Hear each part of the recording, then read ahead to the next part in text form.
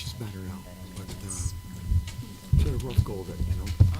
But she's home. Certainly sounds like it. She's home. I'm gonna bring her back to the surgeon today, and hopefully they give her a stamp of approval, and we'll But she's had a rough go of it, for sure. Oh, I just hit print. It's just right. I just gotta go grab it. Okay. You sure? Yeah. Oh, I already hit print. Thank you. Brian is not here. He's on a train right now. His flight got canceled. So we're not getting an update on that. I mean, it's in the board Well, I'm packet. gonna have to.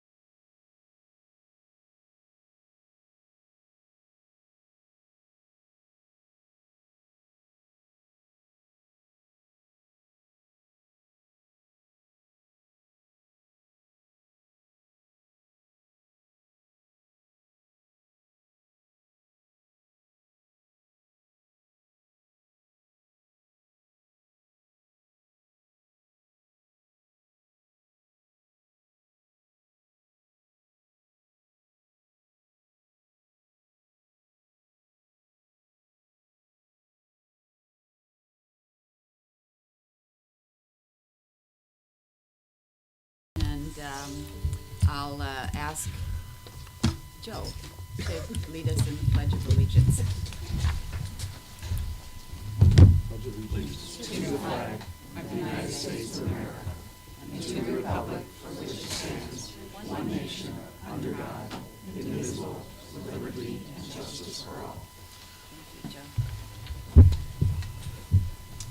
Okay, we have minutes from our meeting of January 17th. Is there a motion to approve?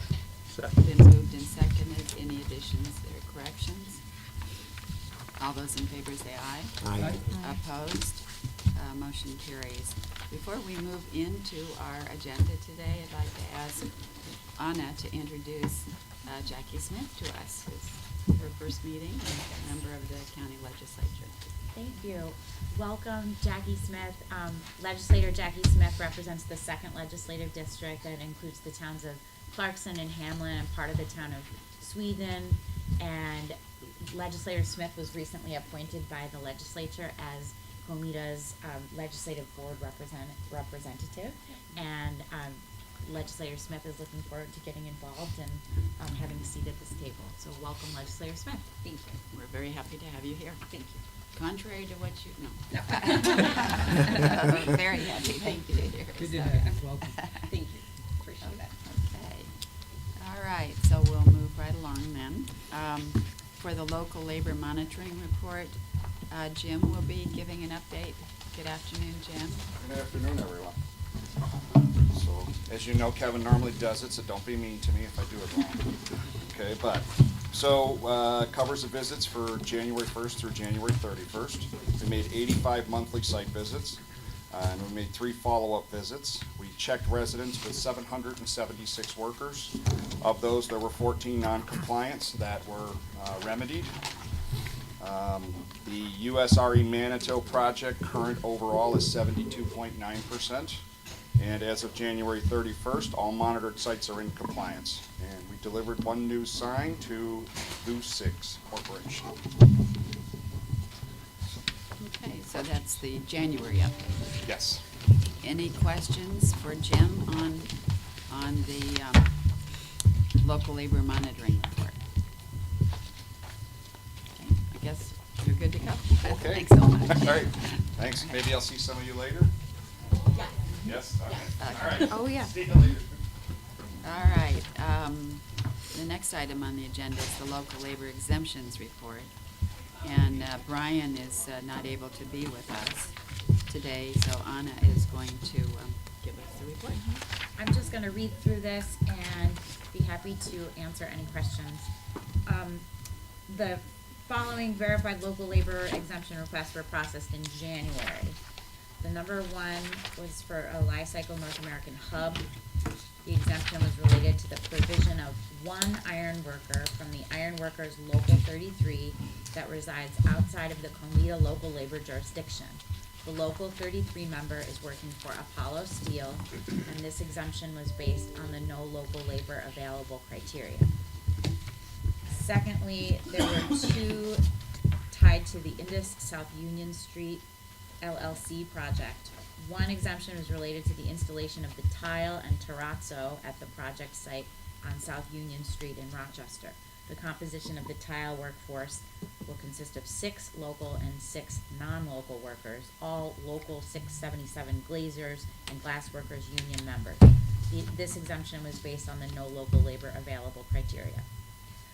Another exemption related to the local 3 bricklayers and craft workers unions provision of tile setters and tile finishers at the project site on South Union Street in Rochester was also processed in January. This exemption was based on the no local labor available criteria as well. Thirdly, Pike Conductor Dev 1 LLC is the name of the Li-Cycle warehouse project. This exemption was related to the installation of the pallet racking system at the project site in Rochester. The pallet racking system is required to be installed by an LCI approved vendor by the manufacturer's warranty. The exempted contractor is LCI Industrial. This exemption was based on the warranty issues related to the installation criteria. Moving right along, number 4 is related to plug power. This exemption was related to the sheet metal scope of work, including all duct accessories, duct installation, and air balance services at the project site in Henrietta. The sheet metal workers local, the 46, does not have the required resources at this time, and the Albany, New York local is providing 1 working foreman and 1 journeyman from MCD Metals LLC to supplement the manpower. This exemption was based on the no local labor available criteria. Whitney Housing 1 LLC. 1 exemption was processed related to the installation and application of the Gypcrete flooring product to the floors at the project site on Whitney Road in Perrington. The exempted contractor is Henderson Johnson Incorporated. This exemption is based on the no local labor available criteria. And finally, Gannett Partners 1 LLC. 1 exemption was processed related to the structural steel and miscellaneous metals scope of work at the project site in Rochester. The exempted contractor is Holland Steel. This exemption was based on the significant cost differentials in bids whereby use of local labor significantly increases the cost of the project criteria. And that concludes our local labor exemption report for the month of, encapsulating the month of January. Thank you, Hannah. Any questions by the board? Yeah, I have a Sure. question on the Pike Conductor pallet rack system. When was that project blessed? What was the date on that project?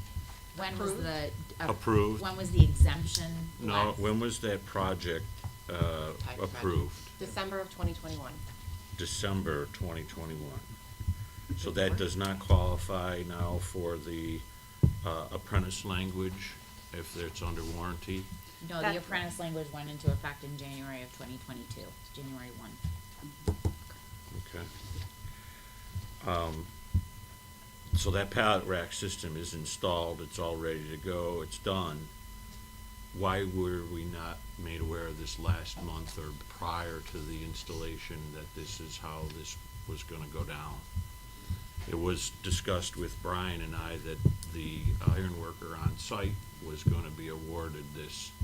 And yesterday, when we were at the presentation, the rack storage was in place, and I was questioned why I thought that was coming to us, and it did, and it's done. What happened?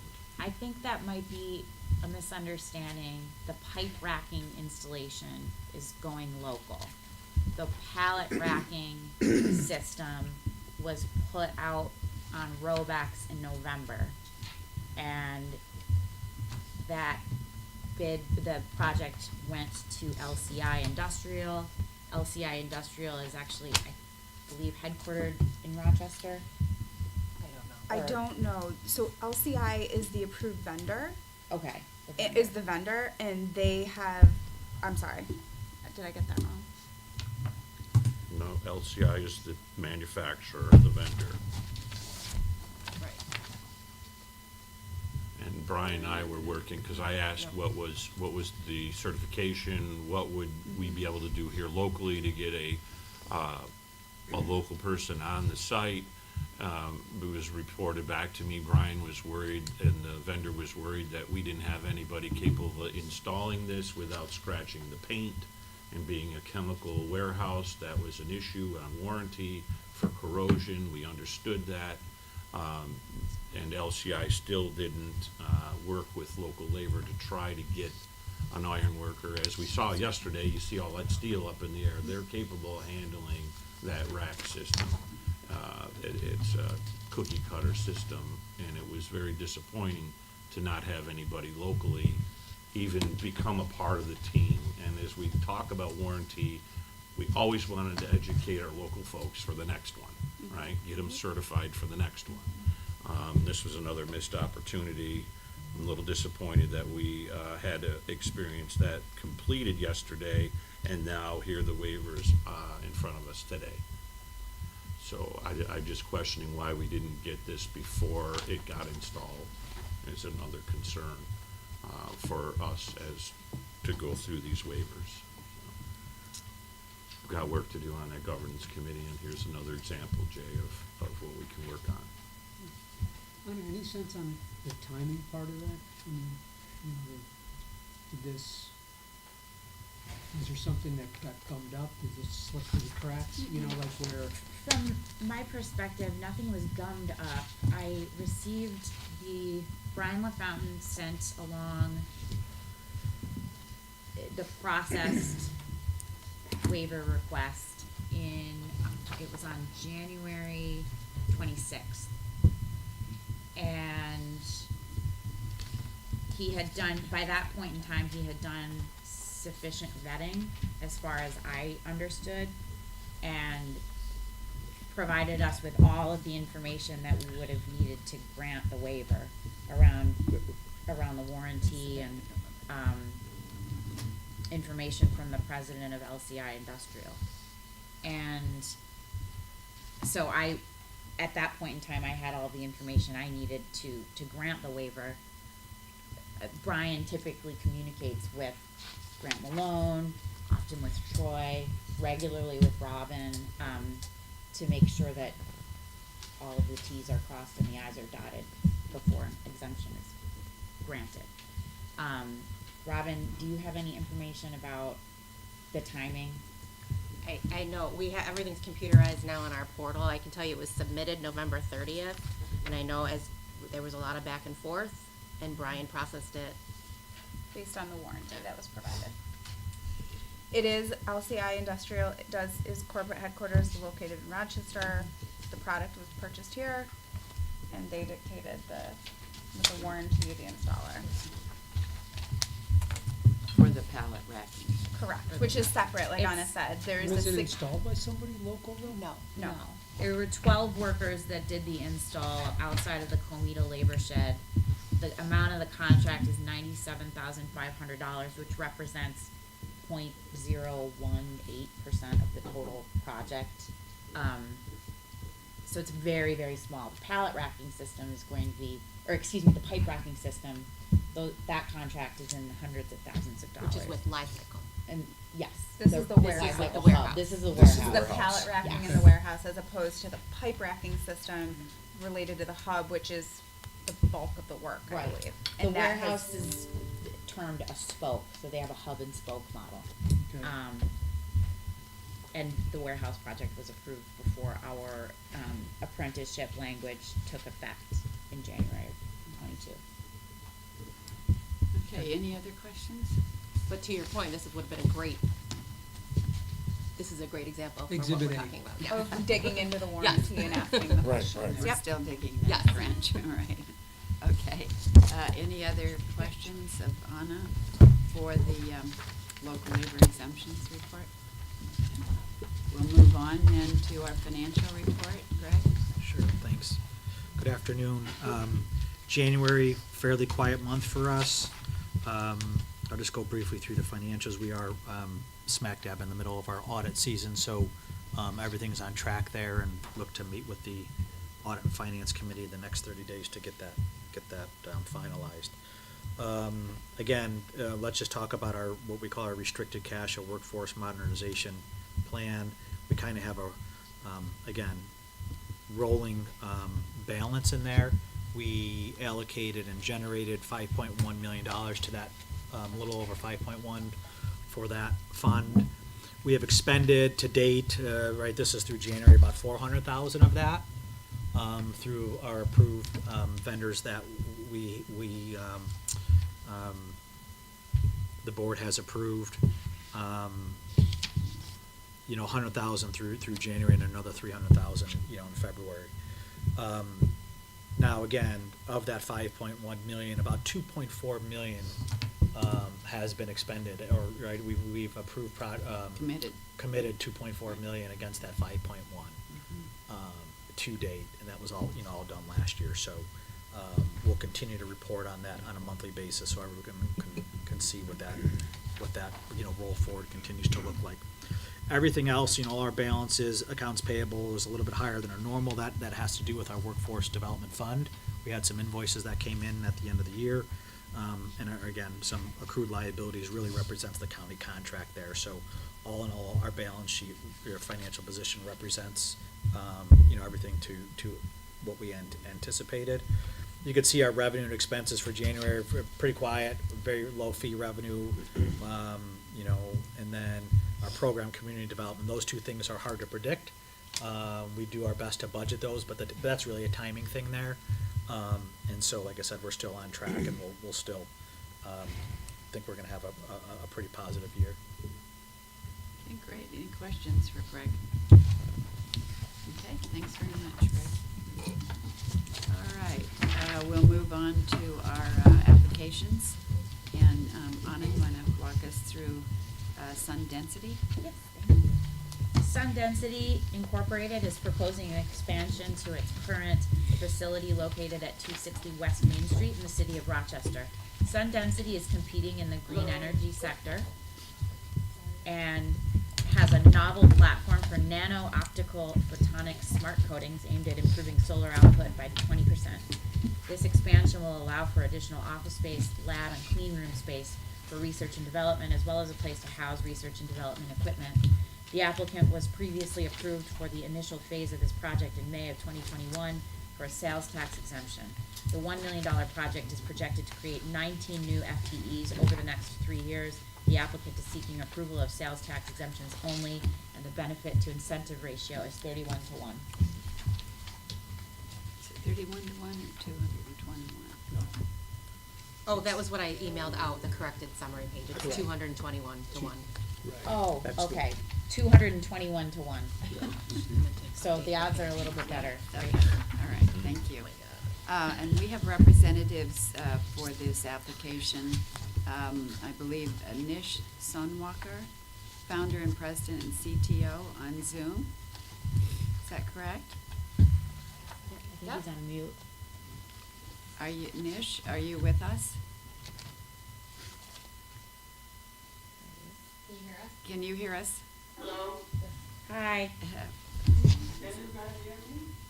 Can we turn his volume up a little bit? Oh, I'm muted. There we go. Now can you hear us?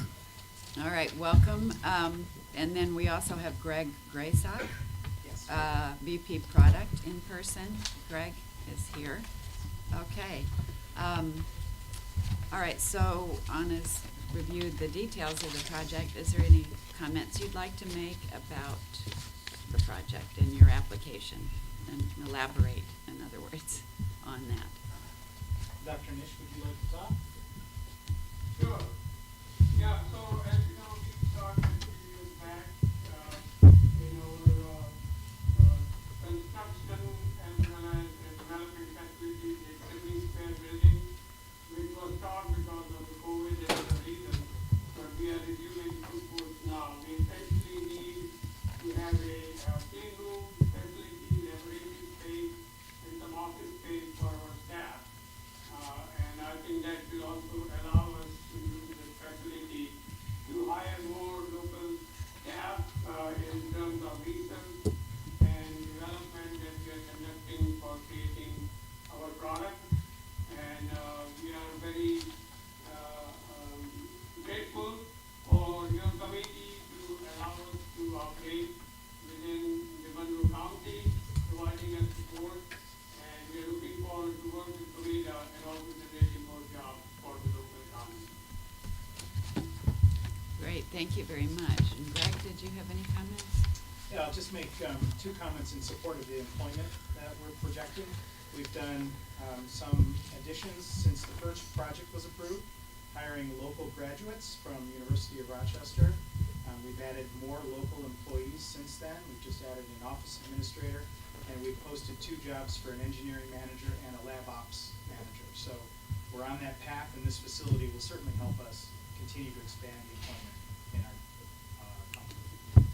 Great. Thank you very much. Any questions from the board on this? Okay, there was a public hearing on February 28th. Were there comments at that hearing? No, there were not. No comments. So I'll ask you some local labor questions. Are you aware of our local labor policy? Yes. Yes.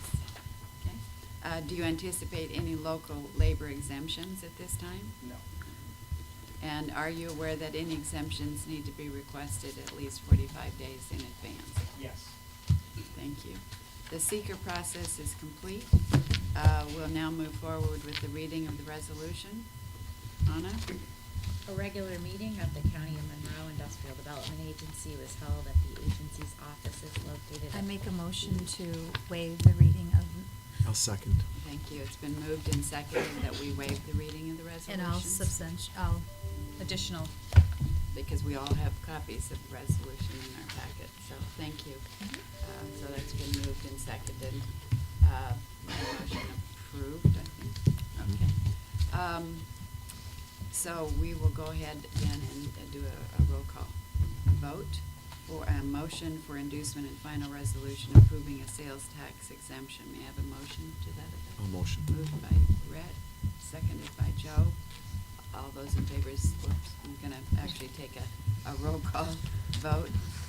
Jay? Abstain. Okay. Lisa? Yay.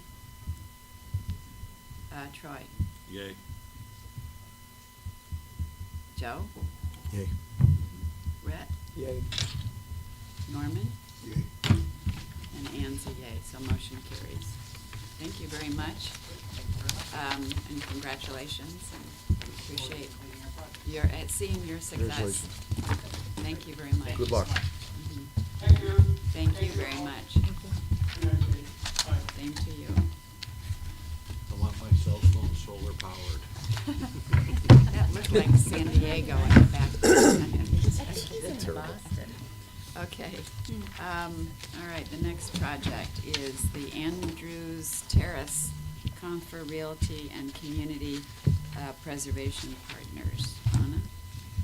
Andrews Terrace, Conifer Realty and Community Preservation Partners proposes to purchase and renovate Andrews Terrace apartments in the city of Rochester. Andrews Terrace is an affordable housing project with 526 units, 496 of which are Section 8 housing. The applicant proposes renovating the units, common areas, building systems, and exterior improvements. The applicant is seeking approval of a shelter rent pilot agreement, tax-exempt bond financing, and sales tax and mortgage reporting tax exemptions. The project is expected to create 1 new FTE, and the cost-to-benefit ratio is 14:1. Okay, thank you. I believe we have in-person Representative Seth Gellis, and he's the Senior Vice President and Ari Schachter, who's director, if you'd like to come up to the podium, that'd be great. Director of Acquisitions for Conifer, and Lisa Caseman, who's the Senior Vice President, Development Operations with Conifer. And on Zoom, we have John Frazier and Jason Carroll. Is that correct? Have they joined us? Yeah, they're on, we have They're them on on, mute right now. okay. Okay. Thank you. All right, would you like to elaborate on your project? Tell us more about it. I know we've worked with your organization previously. Yeah, exactly. Yeah. So, hello, board members. For those that I haven't met before, this would be our third community that we'd be renovating in Rochester, and our third working with COMIDA. And just to refresh on who we are, CPP is a people-first, mission-driven organization that believes that housing is where stability and lives are strengthened and brought to vibrancy. And preserving existing housing is extremely important. That's our mission. We focus on it solely, and in it we focus on working with local partners. And on this community, we're working with Conifer Realty, and they have a representative here to introduce themselves, and I believe they're also familiar to you. Hi everybody, good afternoon. I'm Lisa Caseman. I'm from Conifer Realty. I have been there for 16 years. I'm currently the Senior Vice President of Development Operations. Conifer, if you don't know, is a company that started here in Rochester in 1975, so we're almost a 50-year organization.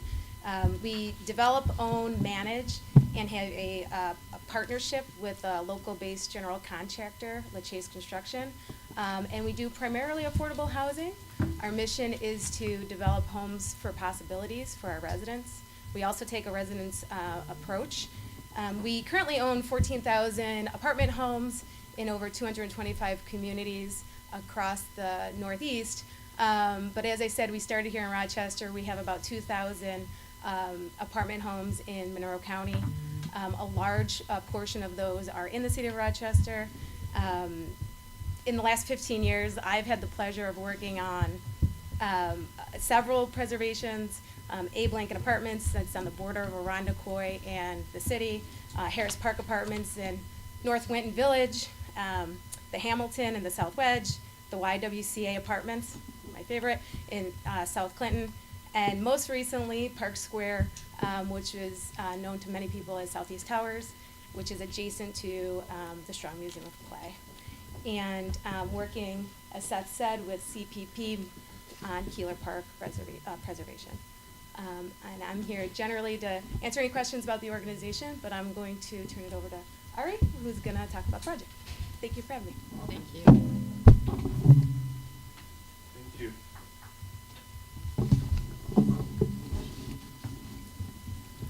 Hello, board Good members. afternoon. Good afternoon. Thank you for having us. We're excited to be here. My name is Ari Schachter, and I'm the Director of Acquisitions at Conifer. Andrews Terrace has so much potential. The units are large. They have balconies that are overlooking the Genesee River. The property is within a few steps of many of the Rock the Riverway projects, and our intention is for the redevelopment to complement those projects. However, Andrews Terrace is in need of revitalization. The balconies are currently unusable. The parking garage has water infiltration issues, and the units suffer from deferred maintenance that cannot be addressed through the operating budget. This is typical for LIHTC properties that are past their 15-year compliance period. The only way to accomplish a rehab, a preservation of this scope, is through 4% low-income housing tax credits and tax-exempt bonds. Our scope will include addressing masonry, waterproofing, and structural issues at the balconies, bridges, and parking structure. It includes the renovation of all dwelling units, including new kitchens, bathrooms, flooring, and lighting. Energy efficiency will be top of mind throughout the renovation process. It will also include the redesign and renovation of common areas, as well as HVAC upgrades, roof replacement, and upgrades to ADA accessibility. As Lisa mentioned, Conifer is headquartered in Rochester. LaChase Construction is also headquartered in Rochester. Andrews Terrace is in our backyard, and we would be honored to partner with you to make this redevelopment a reality. Thank you. Is this, you affiliated with, I think it was the Cedar Woods project as well? Cedarwood, yeah. Cedarwood. Cedarwood was with a different partner, Rochester's Cornerstone Group, but Okay, they but are it's a affiliated similar with Keeler. business model. Yes, same, Yes, yeah, yeah. same exact. Are these single bedroom units? It's a mix of studios, 1 bedrooms and 2 bedrooms. The majority are 1 bedrooms. And you start the rehabilitation in place with tenants who are already there? So Exactly. they move out for a month or something while you? Yeah, it would be 3 to 4 weeks. However, I'll note that no permanent displacement is anticipated. We plan to use on-site units as hoteling units for those 3 to 4 week, that 3 to 4 week period, and using naturally occurring vacancy to be able to have those units. Great. Questions from the board on this? What's the current occupancy level of? I believe the current, it's pretty high right now, and that's a good question. If we had to, if we did not have enough units, then as a backup, we would look at actual hotels in the area for some of the relocation, but that's only if we didn't have enough vacant units available on site. And how would that work with people's personal belongings? Do So- you guys move them in, or? Yeah, we plan to have a relocation consultant. Typically, we find that's work best, in these types of relocations. It's a big job coordinating with tenants, making sure all needs are met. And it's helpful sometimes to have a third party for tenants to speak to, for residents to speak to who they feel most comfortable with. So just so I'm clear, so if I'm in one unit that you're going to renovate, it would be a third party that would move all of my personal belongings to one of the hotel units and then eventually back to a newly renovated unit, is that correct? That's right. Okay. And then one final question that I have, a significant portion, 165 million, is equity from sale of LIHTC. Can you just elaborate on what that is? Sure. So that stands for the Low Income Housing Tax Credit. So in order to be eligible for the Low Income Housing Tax Credit, these are called 4% Low Income Housing Tax Credit. You need to finance your project with 50% of your project has to be financed with tax-exempt bonds. Once that's the case, you get these low income housing tax credits as of right, and then you sell them to an investor to generate equity that you can use for the renovation. Okay. Thank you. Thank you. Any other questions from the board? So being that it's ADA and tax credited, is there any other requirements as far as Davis-Bacon prevailing rate on this? It's a great question. There is not going to be any Davis-Bacon prevailing wages requirements, as will be as the HAP contract that we'll be using is we're taking on the current HAP contract, we're marking it up. But yeah, short answer, no requirements on the Davis-Bacon front. That said, we are aware of the local labor requirements, and we've successfully achieved those in the past, especially on Keeler, and we're very familiar and we plan on fully abiding on those on this deal as well. Any other questions? All right, there was a public hearing held today, actually. Any comments? No comment. No comments. I'll ask you some local labor questions. Are you aware of our local labor policy? Yes. And do you anticipate any local labor exemptions at this time? No. And are you aware that any exemptions need to be requested 45 days in advance? Yes. Okay, great. The seeker process is complete. We have waived the reading of the resolution. I'll now ask for a motion for inducement and final resolution approving a real property tax abatement, mortgage recording tax and sales tax exemptions, and the issuance of the agency's tax exempt revenue bonds in an amount not to exceed $193 million. Is there a motion? Moved by Jay. Is there a second? Second. Seconded by Joe. Any other comments, questions? I'll take a roll call vote. Jay? Yes. Lisa? Yay. Troy? Yay. Joe? Yes. Brett? Yay. Norman? Yay. And Ann's a yay. I'd say that was unanimous. Congratulations and best of luck to you. Thank you. Very interesting business model to implement and to manage, but you all do a terrific job, so. Thanks very much. Thank you very much. All right. Project modifications, we're gonna start with 30 West Broad Street LLC. Anna? 30 West Broad Street served as Rochester's City Hall for over a century, and it's included on the National Historic Register. The building is being converted from existing commercial office space into a mixed-use structure with 30 market rate and affordable apartments, preserving and relocating existing tenants within the building. The conversion plan creates an opportunity zone incubator for small businesses also. This project expects to create 7 new FTEs in addition to 100 current FTEs in the building. The project was originally approved for a sales and mortgage recording tax exemptions in April of 2021. An increase in the mortgage recording tax exemption was approved in June of 2021, and the applicant is now seeking an extension of the sales tax exemption through December 31st of 2023 because of project and supply chain delays. Okay, thanks, Anna. I'll now ask for a motion to approve an extension of the sales tax exemption through December 31, 2023. Brett and Lisa, any additional comments, questions? All those in favor say aye. Aye. Opposed? Motion carries. Base Build LLC, Anna? Base Build LLC is renovating a vacant building on South Avenue in the city of Rochester.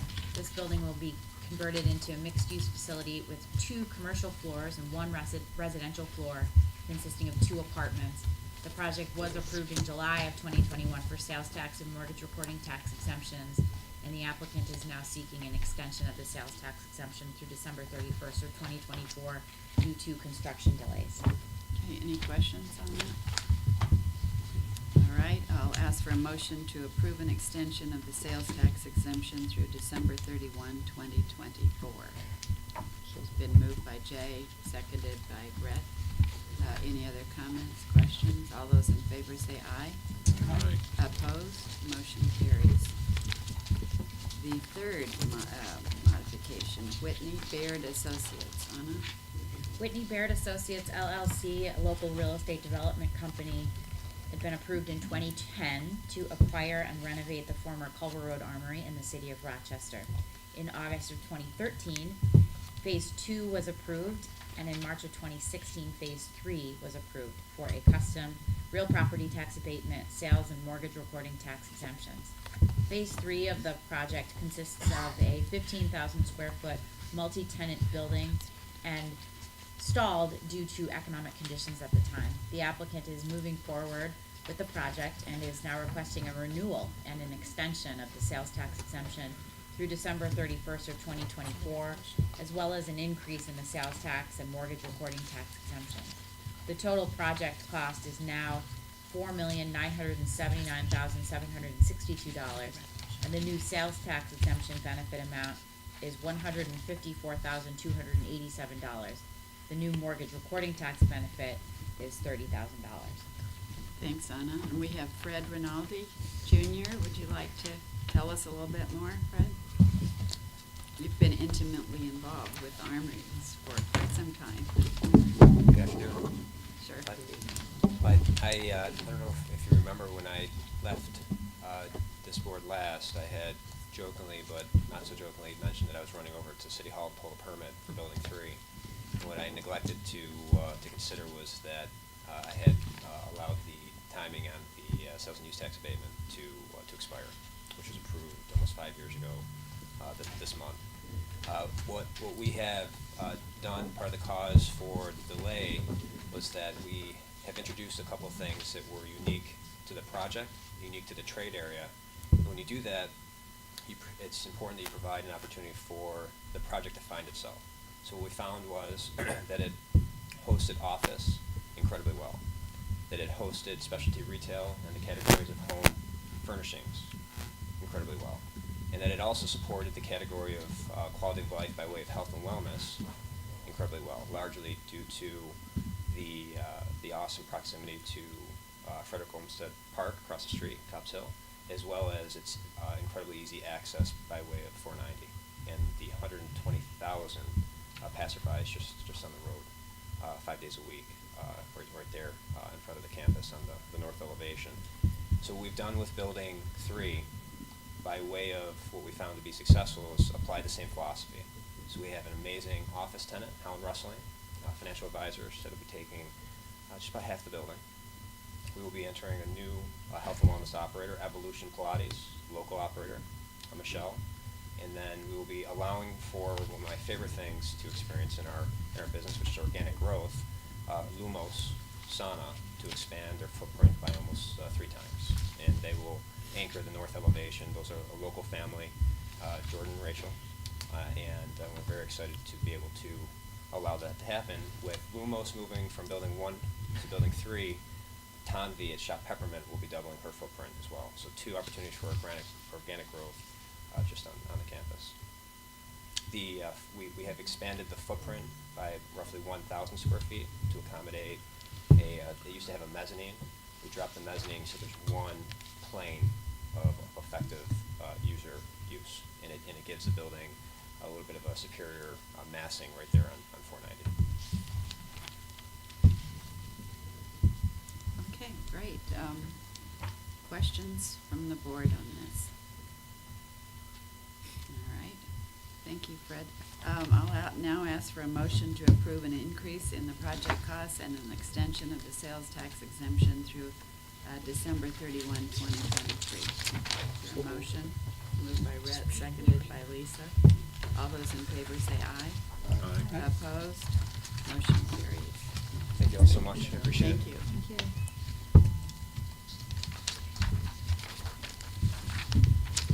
Okay, Jay, I'm up. you're up to bat with the governance committee report. Well, as was illustrated earlier in the meeting, the governance committee's been working on examining the warranty exemptions with the idea that we are going to be asking applicants to provide greater detail in terms of the reason for the warranty exemption, with the goal that, and to do so in sufficient time with the objective that it will hopefully provide our local labor and our local contractors an opportunity to get such certification, so that work does not have to go outside. I think we've settled on a policy, and our next step is to really have a draft of that policy for review, which we are going to be doing in our March meeting. And pending approval of that from the committee, that'll be presented here to the board, so stay tuned. One other, the next issue we'll be tackling is trying to come up with a way to have more, teeth or penalties for violation of our policies. So that will be a topic we'll be discussing as well. Any questions?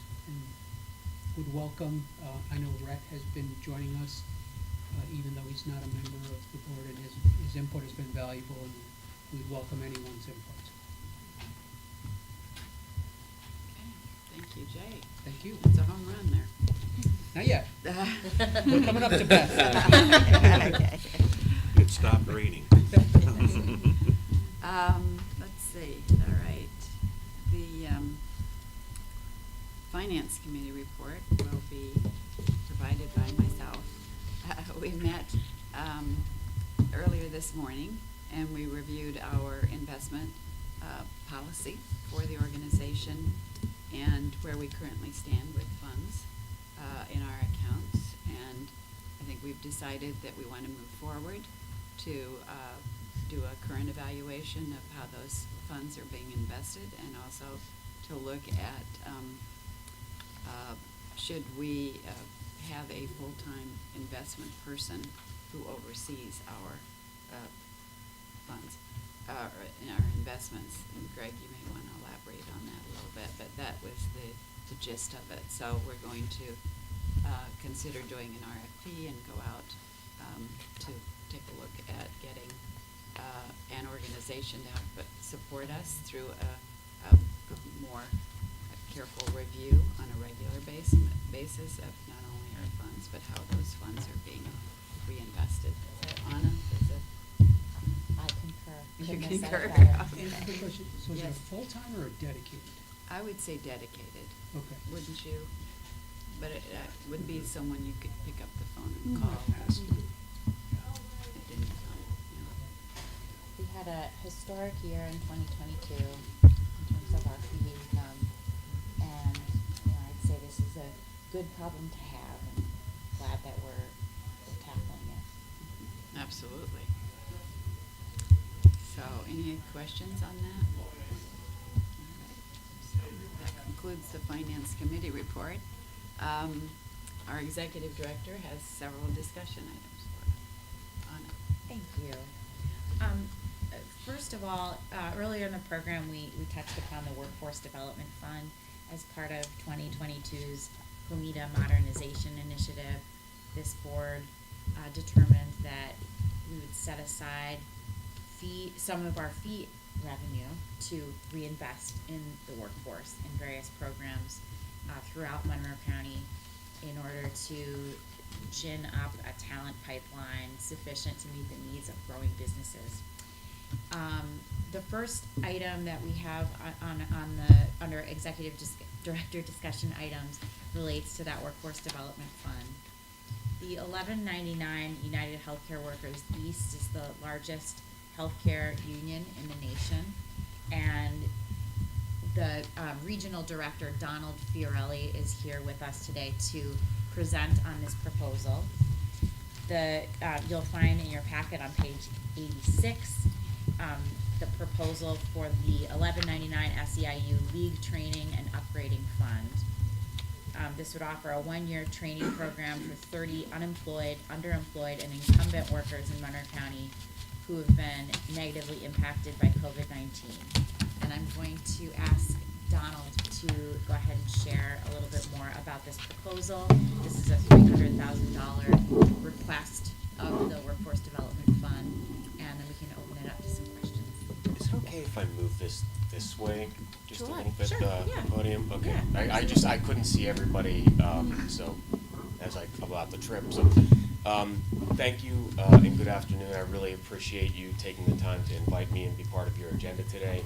And I think more importantly, thank you for getting me off of Zoom, and into an in-person meeting. I really appreciate that. So, we have developed a proposal for a workforce development initiative that focuses on healthcare.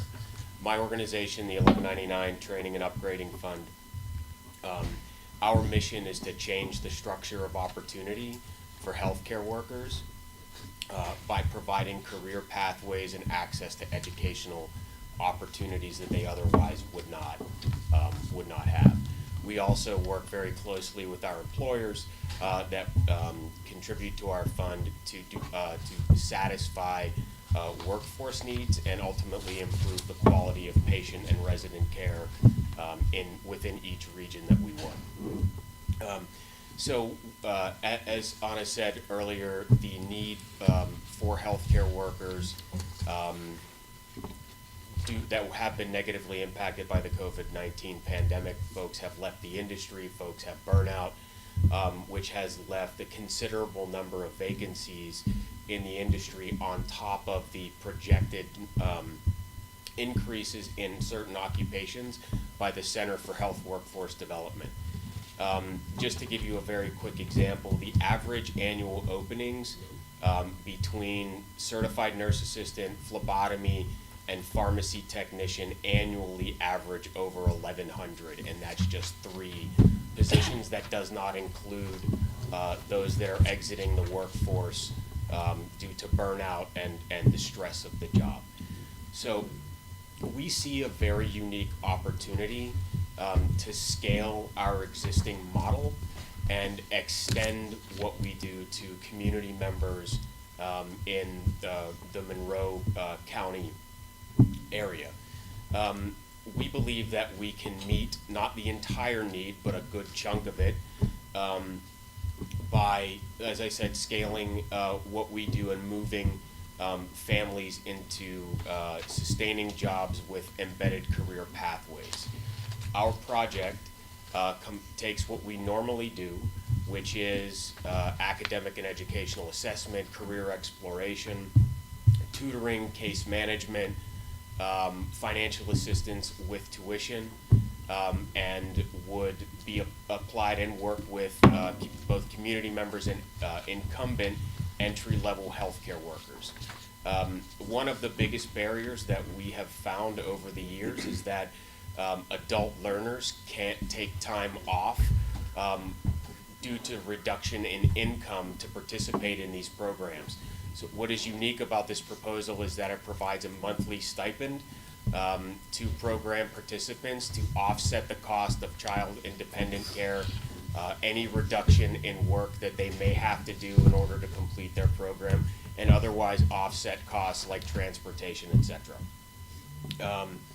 We have been working very closely with area employers, Strong Hospital, Rochester Center for Nursing and Rehabilitation, as well as Wesley Gardens, to both identify these needs for certain job titles as well as place program applicants. We don't just want to train people and then let them go find their own positions. We want to create pipelines into these places of employment, into these healthcare facilities, so that those folks not only are able to help with the immediate need, but also where we're at, so that we can sustain what we're doing.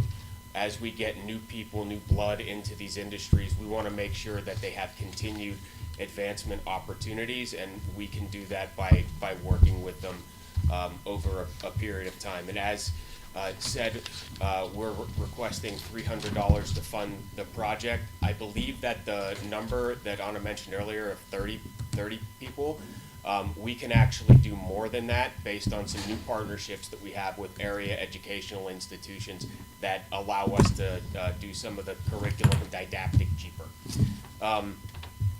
We also are doing this exact project with the city of Rochester, and our preliminary results in the first 2 months include 20 people trained, 18 people completed those trainings, 16 have become certified, and so far we've placed 12 people in jobs in the Rochester area. So as far as we're concerned, we're hitting all of our metrics: 80%, 85% completion, 80% certification, and 70% employment placement. So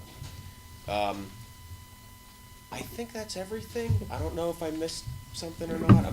Any questions that you have for me would be great. I'm really drinking in the in-person stuff. So. Yes, sir. Are you seeked out by individuals, or do you find people that are looking to go through the program?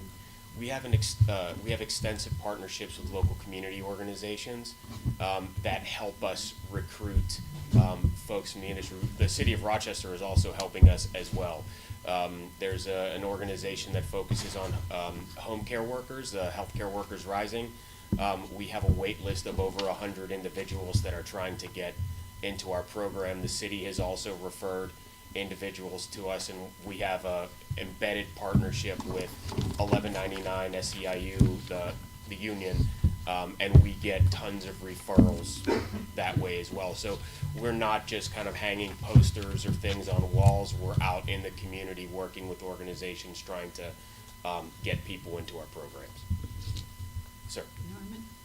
Do you track participants by zip code? We do. That's part of the condition of the grant that we received from the city. It's connected to the American Rescue Plan, and we are only able to spend that money in certain census tracts, and that's pretty much all the city, and we do track that by zip code. We can report on it just about any way that you want. That would be interesting. Sure. Any other questions? Are these individuals going through an existing program, or do you do some preparatory work before putting them into a program? Do you just walk me through what, Sure. From after you find a candidate, what happens? So there's a lot of steps, so I'll try and be as concise as possible. The first thing that we do is an academic and educational review with that individual. The best way for us to do that assessment is with the test of adult basic education, which lets us know what their reading and math, sort of where those are. We have case managers and tutors that if those folks need remediation, we hook them up with a tutor or with a case manager to bring them up to where they need to be in order to get accepted into a program. So it's not something where we just say, okay, great, and then you're into a program. We do all of that on the front end. We also do career exploration so that people have some sense of what they're getting into before they get into it. What we don't want to do is spend a lot of time and money on something that the individual is going to get to and be like, this is not for me. So we do. Is there support as they're going through the program? 100%, sir, yes. Okay. Tutoring is ongoing, case management is ongoing, and what I mean by case management is a lot of folks need some assistance in planning to go back to school. What am I going to do with my kids or dependents? How do I get to whatever campus I'm going to?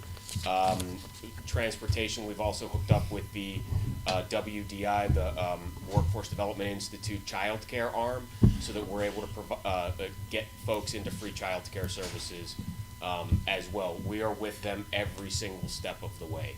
And after their program is complete, we do exam prep. There's a lot of certification. Phlebotomy is a certification.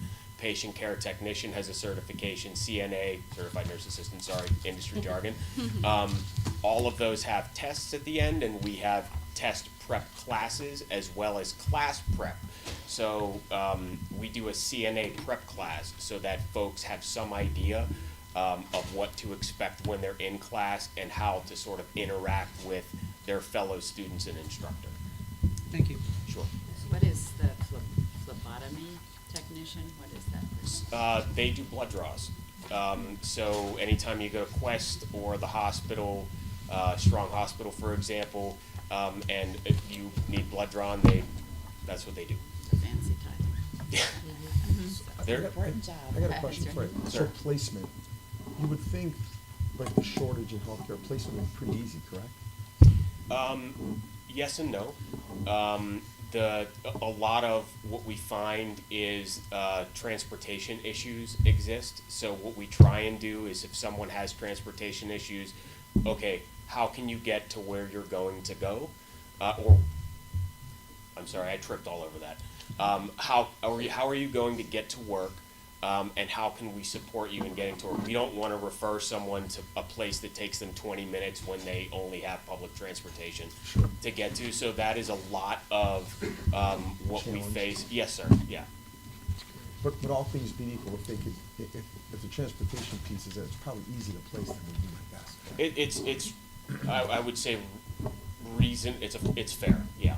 We don't have a terrible time in doing that. I have a question more for Rachel on this. Being that this is a 1199 union training facility, does this open up, as we've done to the building trades, supported the building trades as a whole with $100,000? Now we have one union, 1,100 people per year getting funds. Does this open this up for each individual union training facility to also come to the board and be eligible for these funds? Because we're talking I'll give a general about. answer, and I don't want to step in it because it's staff running the program, but I would say that if anyone can bring to us a program that meets our qualifications for the Workforce Development Fund, I don't think it matters that they're a union part of a bigger umbrella or something of that sort. Good with everybody? Yeah, as long as you can give us a good proposal on a workforce development initiative, we'll entertain it. And it checks the boxes. Yeah, it check the box on our requirements. Okay, thank you. I'm happy to take more questions. I think we have the coolest jobs in the world, so, any questions or comments, I'm happy to talk as long as you want. I think it's awesome what you're doing.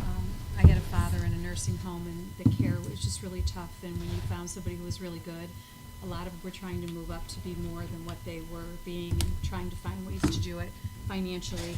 And I just think it's such an amazing program. We really do need good health care. So thank you for what you do. For sure. We're sorry for your loss of your leader, of your leaders. Oh, thank you. Okay, thank you. Thanks very much.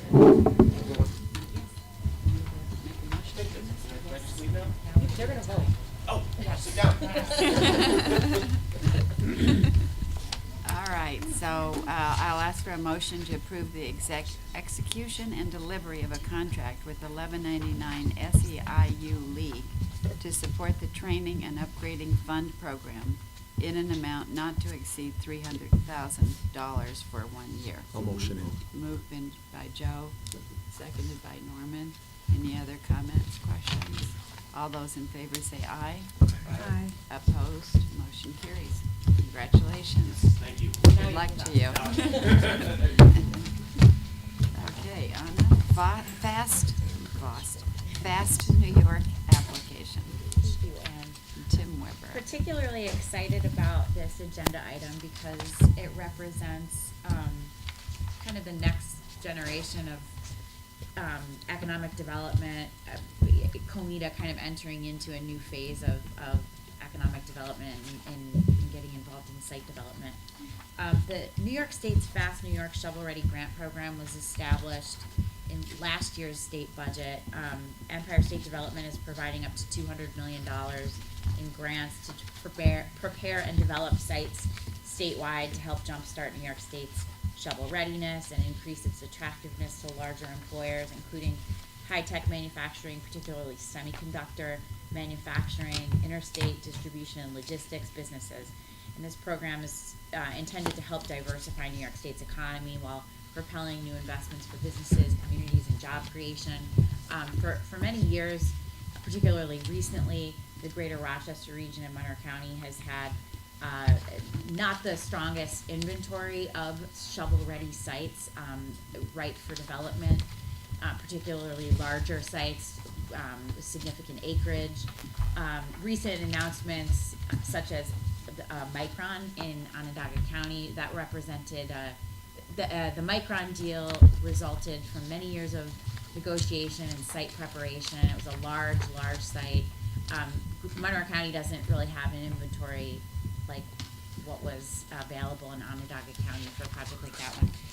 Aquest Development is worked with us on a number of projects, most notably some of the Amazon deals Aquest was involved in. Tim Weber is the Director of Land Development and Commercial Real Estate for Aquest. And Aquest would like to take advantage of the Fast New York opportunity. They're looking into some acreage in Ogden and proposing the development of what would be referred to as the West Monroe Logistics Park. The Fast New York program allows for IDAs to submit for grants in partnership with developers. So we would be submitting this application with AcWest, and we would essentially be a pass-through for the grant dollars that would go to help AcWest shore up the development of the West Monroe Logistics Park in the town of Ogden. And without further ado, I would love to pass the mic on over to Tim Weber via Zoom. Tim, I hope I didn't botch that introductory statement. No, that was great. Can everybody hear me okay? Mm-hmm. Great. Thanks, Donna. I really appreciate that and everyone's time today. As Donna mentioned, we've been working together now for at least a few years. AcWest has been successful in being the development manager for a few Amazon projects that have closed from the time in the last few years. One of which was a $50 million project that was located immediately across from a piece of property that AcWest currently owns, and is really the property that we're here to discuss today, which is an 85-acre industrial property. Greenfield, we've gone through a lot of the pre-development DD, which is great. Seeker has been done for the property, SHPO, wetland studies, environmental. We were able to submit a shovel-ready application yesterday to the state, which then allows us to work with yourselves to submit the funding application to ESD for hopefully some reimbursement. So AcWest has spent about $500,000 in the last 18 months or less to bring sanitary sewer about 1,200 feet to this site, which is really the last component that was needed to truly make the site shovel-ready and make it competitive. So that's what I've been discussing with the state and with COMIDA. Hopefully, if your approval to submit the application, which would go through yourselves as the sponsor, of which AcWest will write it and be a partner in that. So that's essentially where we are today. I think that we've done most of the work, and we're just hoping to proceed with yourselves and hopefully get some reimbursement, spend some of that reimbursement money on more work on the site, and really just make sure that the site remains competitive statewide is the hope. Thanks, Tim. And you'll see in your packet on page 93 is the application. Eligible applicants for Fast New York are municipalities, municipally designated nonprofit economic development organizations, and then LDCs and IDAs are eligible as well. Sites must be at least 40 acres in size to be eligible, and the site in question, the proposed West Monroe Logistics Park, is an 88-acre piece of land. Honey, you said how many acres do you need to At apply? least 40. And I actually have been working on this kind of policy for a long time. Back when I worked at GRE, we produced a white paper about the need for more shovel-ready sites in Greater Rochester, and this is an issue statewide. It can be really cost prohibitive for developers and for businesses to get all of the infrastructure in place and all of the permits in place in order to get a site market ready or a pad site developed. And so oftentimes we lose deals to other states that are more aggressive. Right now our team's working on a project where we're competitive with the state of Pennsylvania, and it's all got to do with site readiness and the ability for the business to kind of get shovels in the ground for sure. as soon as For sure. possible. So it's a good program, and there's hope that the state will renew Fast New York. But glad that AcWest is behind this proposal, and would love to put COMIDA in a position where we could be supportive.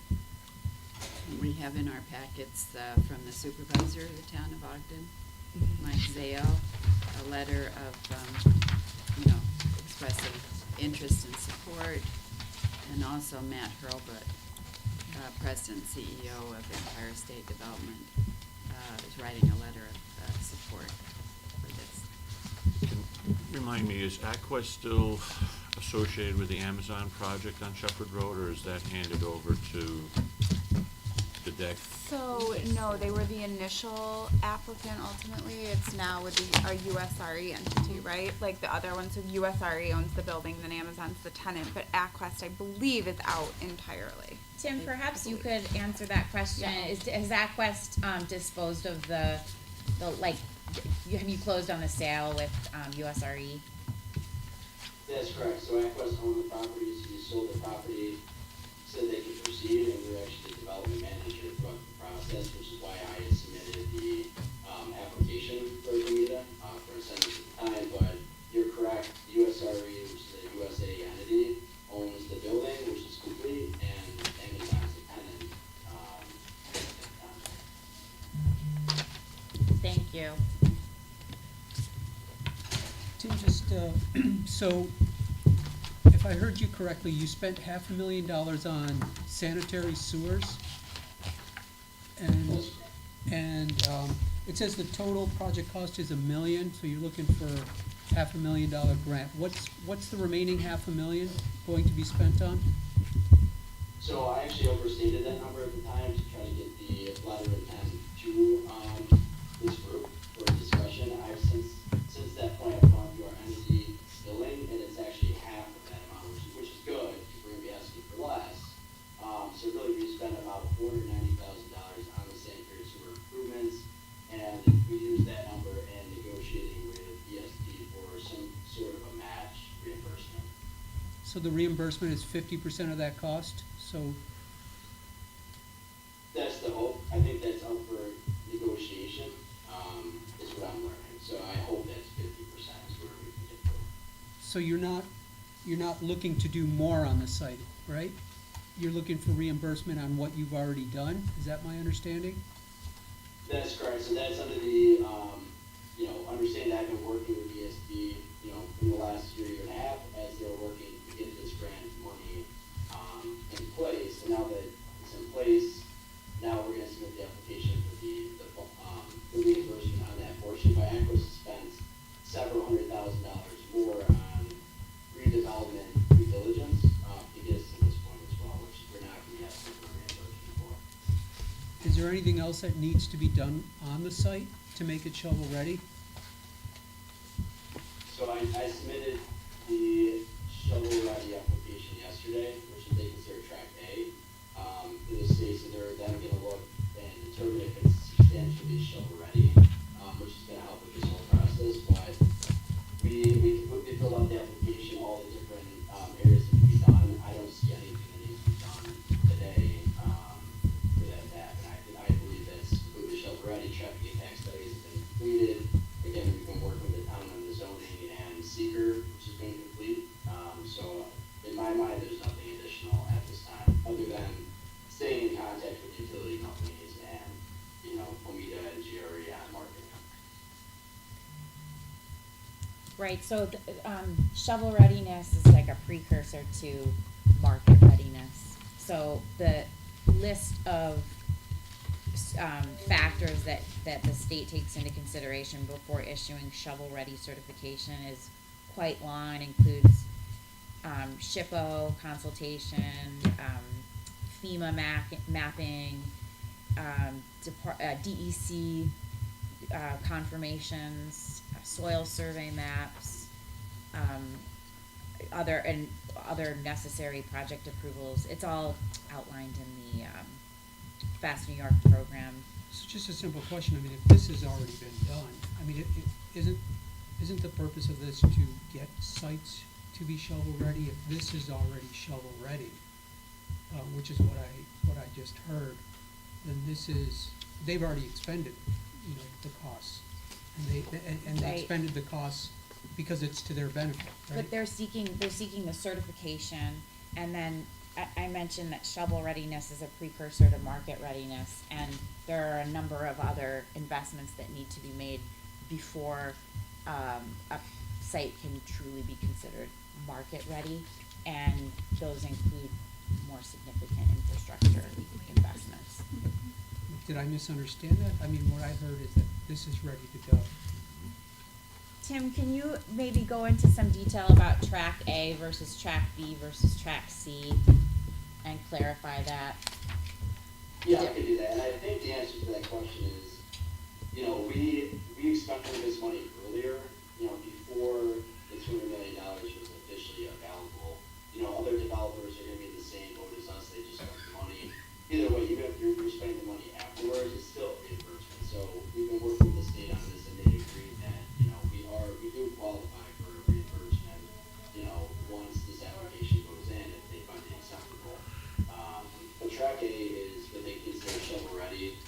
Track B is pre-development due diligence, which we've done all that, which is the precursor for track C, which is actual, utility and improvements on the site, which the only improvements that we need at this time was the sanitary sewer, which we just completed in the last year, which was the best time to get done for the best price at the time, because we were under construction across the street of the other project. The road was already torn up. It made the most sense to proceed that way, and I got in contact with ESD throughout the whole process. So they agree. So, hopefully that helps. so, well, I guess my fundamental question is, if you get this reimbursement, will there be additional work? I mean, I understand that you spent the money on the sanitary sewer, which is, I'm assuming from your perspective, you do that to make your land more attractive for development, which is great. But now, if you're seeking reimbursement, are you going to be doing anything additional to make this more attractive for development, or is this just a reimbursement of costs you've already incurred? And you did willingly? Yeah, so it's something that we did willingly, but under the precursor that this was coming for us, I don't think we would have necessarily done it at this stage and spent the money. We don't have any plans to do anything else additionally, other than, again, marketing the property, which we've been doing for the last year, and continuing to do so, and just staying in contact with these other companies. So, Sanitary sewer is the only thing done right now, is that correct? that's my understanding. Tim, is that correct? Sanitary sewer is the only thing that's done right now? No, he's got utility. Well, that's the only thing that needed to be done to make the site shovel ready. So power is at the site, water is at the site, gas is at the site, fiber is at the site. Okay, so all of that's there now? Correct. Okay. You brought that in, Tim, or was that there before? That was not there. No, it's not our money, yeah. It was there before? Water, gas, Submitting the application um, on behalf of fiber, what else did you say? Water, gas, fiber, private developers, and private businesses are not eligible to submit for the application. Okay, so you're about to say it. It's similar to, you'll recall, that when Eastman Kodak, Mrs. Parks came and spoke to us about the transportation, the railroad grant. Yes, Same so thing. this is, we're a public authority and we're eligible to submit for the Fast New York program on behalf of Backwest, and we would be a pass-through. We're just we're a conduit here. Yes, And- conduit, and, right. And I guess, what I understand that, but what I'm hearing is that there's levels of certification, and what they're saying is that first is shovel ready, and then the next level through Fast New York is marketability, and that's where they'll be going next, I guess, as for the certification. And you're asking, will they need to spend more money on the site to move forward to that next level? well, the spirit of it is, I'm trying to understand, so the idea, as I understand it, and maybe my understanding is incorrect, the idea is if I'm a landowner and I need to get, it may not be feasible to get my property shovel ready, market ready, whatever it is.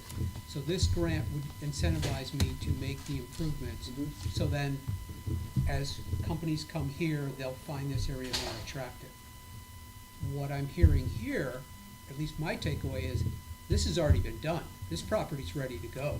Right. That all they're gonna do is market it. So, to me, I look at it and say, they did that willingly, as they should, right, to make their land more valuable and more usable. Should we be reimbursing for them Well, I think we want the Fast New York program resources to come into Monroe County. We don't want to, I agree with that, but do we want it to come to another property that may not be ready yet?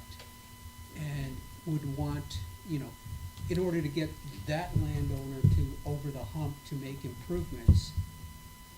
So, I think what you're saying. But I guess, I see what you're saying, Jay, but you're penalizing these folks for being, you know, having vision and foresight to move forward. But And that's capitalism. I know, but. I'm not penalizing them. No, but here's the thing, we had, Farmer Joe's Popcorn on Driving Park. The city went out, revitalized an amazing site on 1,000 Driving Park, did all the infrastructure there. Spent several millions of dollars, got grants from EDA. We didn't do that knowing that Farmer Joe's or Farmer Brown was gonna come there and do his popcorn plant there. We did that on spec, hoping and being ready for Frank Ambrosier to come in and say, guess what? I've got a client. You have a site, so we can put these folks here in Rochester and not go to Pennsylvania. So Norm, I get that. Yeah. No. I think we're penalizing. I guess I don't, you know. I think they're penalizing. That's what I think for them being. I think what you're saying is, if there's a project that the developer, landowner, whatever you wanna call it, doesn't have the dough to put the sewer in.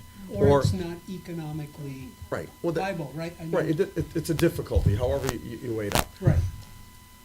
That's what I feel like this should be. I see what you're saying. To get this And ready, because it makes their land more valuable. I was just gonna say, their site's more valuable Right. because of it. But they did it because the opportunity cost was right there for them, because they were doing work across the street, and it made sense for them to do that, so. Which is great. So But they would have to apply through us to the state, and Yes. then there's some vetting process right through the state. Yes, and Aquas has been in communication with Empire State Development about the eligibility.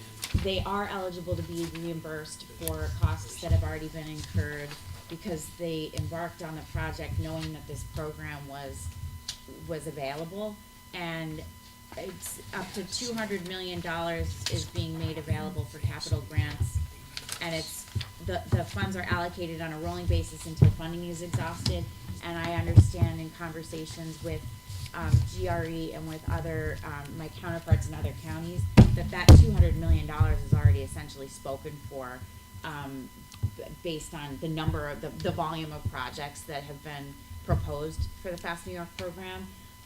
So we would like to submit this project and ensure that some of those resources do come into Monroe County to support this particular project. And then there may be one additional project that could be coming to this board for consideration as well. This was, as I mentioned, in the 2022 state budget, and funds were not made available in the 2023 proposed budget from the governor's office, although the budget process is still underway. Can these funds also be used for projects that have not undergone improvements yet? Yes. Okay. Yes. We don't have any such proposals, In front on of our us now. doorstep, right. It's a rolling program, so the dollars will be dried up pretty soon. And we're hoping that we can submit sooner rather than later. So again, we're just with the conduit, similar to the Elm State, Grove, right. what we did with Right. Coden. So we won't make the ultimate decision or weigh in on it either. The state, Jay, could share your view. It's entirely possible that they will in their evaluation of the application. Yeah, the part that I'm having trouble Yeah, with. I understand what you're saying. Yeah, completely. Okay.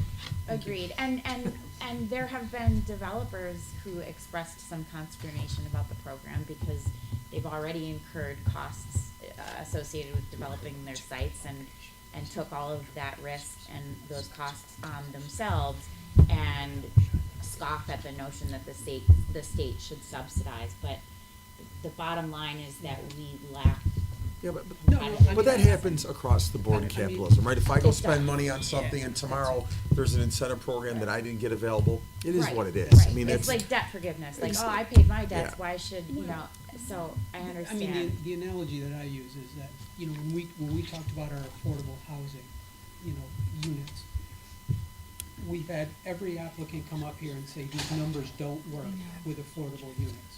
Then we instituted a 10% affordable unit, And they work. and all of a sudden miraculously, all those projects work. Yeah. So, I agree with that. That's, yes, you make a good point, but I don't wanna penalize, Aquest inadvertently for having been ambitious, and wanting to get out in front of this program, I and don't wanting feel- to make investments in site development in Monroe County where we sorely need it. And I'd like to have, position COMIDA such that we can prove the efficacy of the Fast New York program, such that the state continues to make capital grant dollars available for site To our development. area. Yeah. Into our area, right. I concur. Yeah, thank you, So to also to clarify the process, we're asking the board to allow us, grant us the opportunity to submit a letter of intent, which is what the first 2 pages of Yeah. you have. Yeah. That's the actual letter of intent. We asked Okay. him to do that and answer all the questions. And then within 30 days, the state will get back to us on whether or not a full application can be submitted.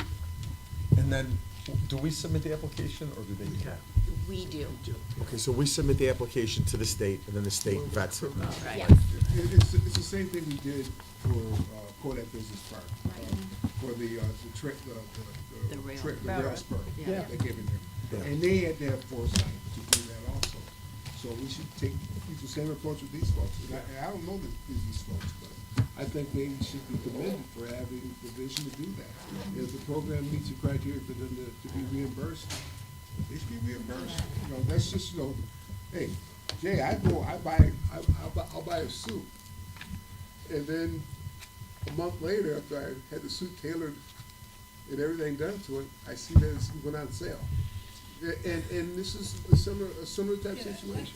So, You know, I mean, yeah. I get it, Norm, Yeah. it's just, I look at it and say, what we should be doing is incentivizing people to do things that, would Would- enhance, when someone's already done it. Things that they- would and- not have been and- done. And they did it based on their own calculations, that this makes sense. And by all means, that's what they should do, that's capitalism, to come back I agree. afterwards, that's where I have an issue. So, And- so Jay, if you and I look think we're at, kind of- so if you look at the bigger Yeah. picture here, and we talk about our community, Monroe County community, Yeah. whether they put the money in, if we're gonna help with the money, what about the jobs that are gonna come from the end product? Well, be careful here. But Be nothing's careful gonna here. change. No, we're working on that. We're working on that. Yeah. Be careful, I would, my question is to the point, is how much money has Aquest came to the board and received in the last 4 years? And we have an empty property, right? But there's moving parts here. No, Aquest notably, purchased 1200 Lexington Avenue, I think it's 1200 Lexington, from Eastman Kodak many years ago, and Aquest has a long track record of success in Monroe County in creating jobs and bringing projects into this area. And I don't want to lose sight of that. But I think I hope we don't miss what Hannah said when she first presented this. She talked about how Monroe County is looking at how do we become better prepared to have shovel-ready sites in place.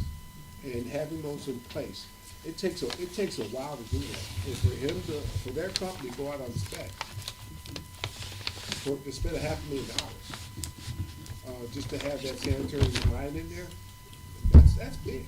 That's big. You're doing that, and then guess what? They could have lost out.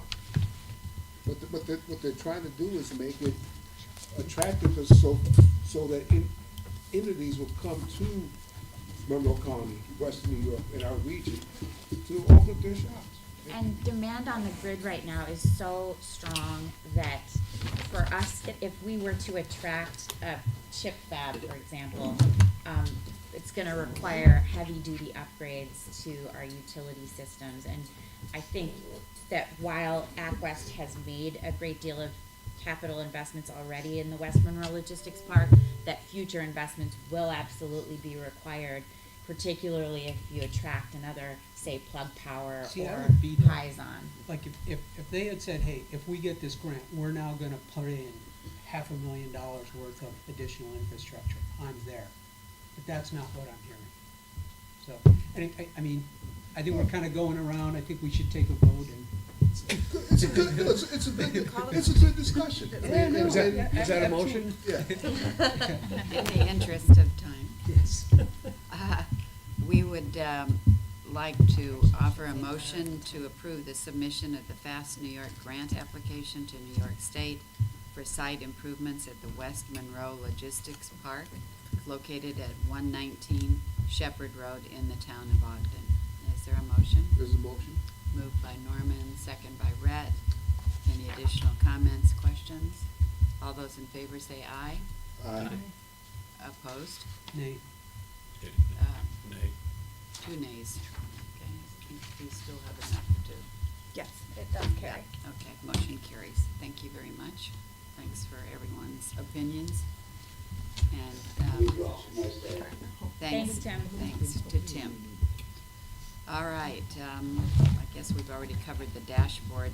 At this point, we need to move into executive session. And I'd like a motion to move into executive session. Been moved by Rhett, seconded by Lisa. All those in favor say aye. Aye. Opposed? Motion carries. Okay. Okay.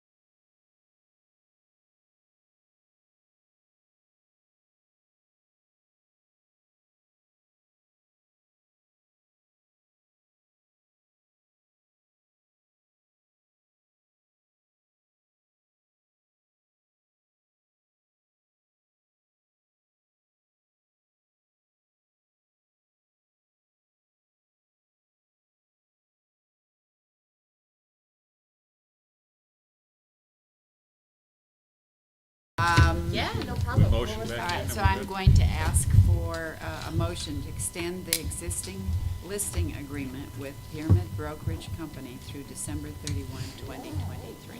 Motion. Been moved by Second. Jay, seconded by Joe. Any other comments? All those in favor say aye. Aye. Opposed? Motion carries. Thank you very much.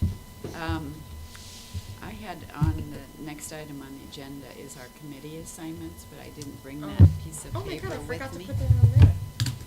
Got a nip in my mouth. That's all right. I I have have that it. right here. You sent it to us, but I, They're right here. And it's basically because Norm's not on any committees, and thought we would do it now so he can participate in the committee process next month. I'm joining you, my friend. Come on, man. Love to have you, love to Yeah, have it's just on a piece of copy. Nothing else was changing except for adding Norm. Jay, I should have asked while that opening, I should have asked. Oh, you should sooner. have. Do you want a copy? you. Continue to come, Rick, we love your. Can I hand something off to Norm? What are you gonna Yeah, do? you What are you sent gonna it give to me? us. You count. 1, 2, 3. You love it. Yeah. You love it. You love it. Yeah, I love it. You love it. You give me. Yeah, what keeps it up at night? okay. Robinson. Any other business that needs to come before the board? Can they vote on that? What, Did they the vote committees? on it? If you want to make a motion to add Norm to the governance committee, that's fine. So moved. Troy, you gonna second it? Second. Jay seconded, all in Those favor? say aye. Aye. Aye. Motion to adjourn? So our, I think they have to read it. Second. everybody's gotten a little. One more thing. crazy. So all the other boards I sit on, I do all the work I've and then lost other people take the control. credit and get on it. Yeah. That's okay. You're unsung hero. man. That's what you're- Unsung. Yeah. Our next meeting is our annual meeting.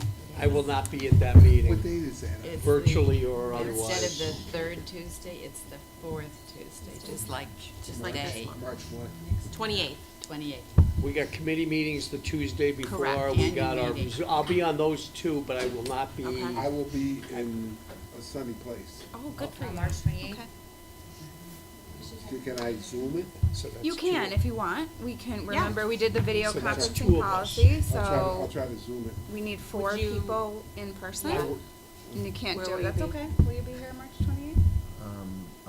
Right now, It's I'm gonna okay. tell you no, but it depends. Sorry, If my everyone's a mom's little not tired. doing good, then I'm gonna be here. But We can work through logistics of who's gonna be here and who's not when everyone's a little more fresh. So we can have After Jay it's and done. Troy. Lisa gotta is go. 4. It's a All little- right, It's been a long one.